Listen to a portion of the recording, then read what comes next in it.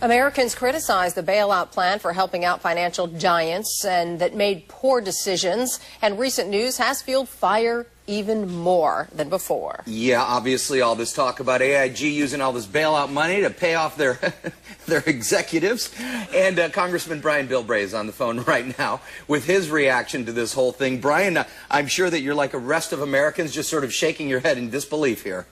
Well, first, I'm in disbelief that Phil knows that it's foggy on the Potomac on Washington, D.C. this morning. He said it's foggy everywhere. He's right.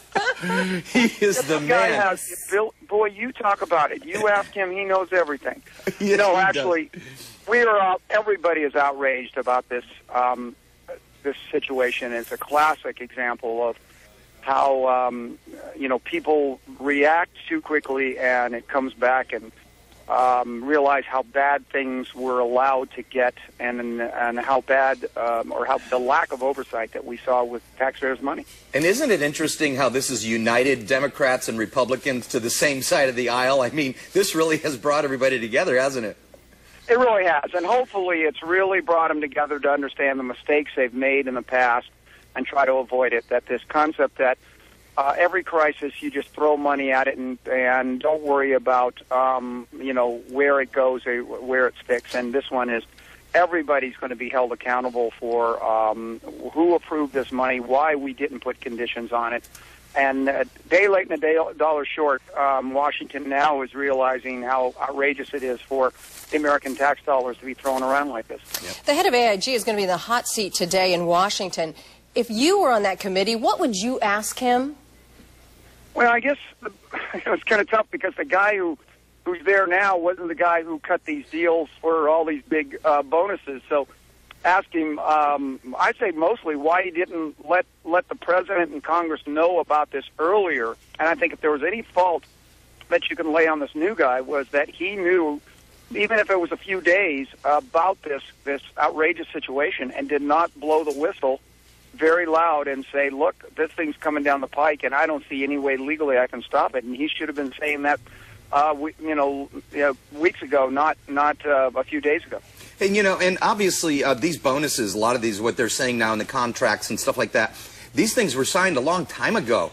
And apparently that information was out there, but nobody really cared to look closely to see what was going on.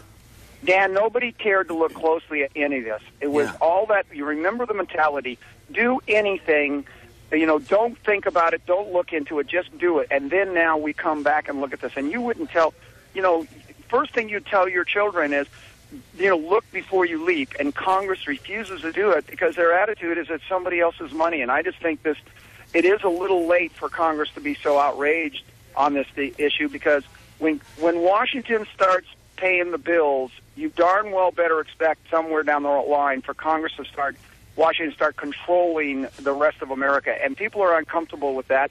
But if the rights follow the dollars, and this one is a classic example where people are going to be outraged both ways, that the money was thrown at this and there wasn't the proper guideline. And a lot of us think that it shouldn't have been done in the first place. Yeah. Now, what do you make of the government's plan to tax these executives that are getting these bonuses? Do you think that'll hold up in court? I think it may, but again, it's one of those last desperate ways. And let's be very frank about it. I see Democrats and Republicans trying to cover themselves for the mistakes they made at voting for this whole bailout to start with. So I think they know the American people have been really fed up with this attitude, and that right now it's really, let's just say they're covering themselves, a nice way to say this, when the fact is they're absolutely naked on this issue when it comes down to the fact that they recklessly threw American tax dollars at this crisis without making sure beforehand that these kind of arrangements weren't straightened out. You got the same thing with the bailout of the auto industry, that you didn't require that contracts with the big labor bosses were not up for grabs, that they would put those on the table. If somebody wanted to save their job, then they're darn well better be willing to renegotiate their contracts. Well, fortunately, Ford didn't take any money and got their contracts done. Wondering what's going on with GM and Chrysler. Hey, before we let you go, Congressman, we wanted to ask you about, there's a paper story today, a story in the paper, about apparently the Obama administration is now going to be sending some folks down to the border. It's not going to be military folks, but I guess ATF, alcohol, tobacco, and firearms, and some other folks from Border Protection. What's going on there? Wow, it gets around fast. Actually, I was meeting yesterday with ATF and getting briefed on what they're doing. There's a whole new effort on our side of the border to try to intercept the firearms that are going south. A lot of these are coming from the U.S., but also a lot are coming in from China through Long Beach. And so you're going to see these stations all over the border try to intercept them right and left. And maybe we ought to be talking about utilizing some checkpoints on our side of the border to catch firearms before they go south. Anybody who's ever been in Mexico knows that there's checkpoints there trying to stop the guns, and maybe we ought to be doing more on our side. Yeah, but I guess this is a first step, eh? Well, it's the first step to make sure that we defend the legal right to bear arms by making sure we crack down on these guys that are selling these guns illegally. Yeah. Congressman Brian Bilbray from Washington.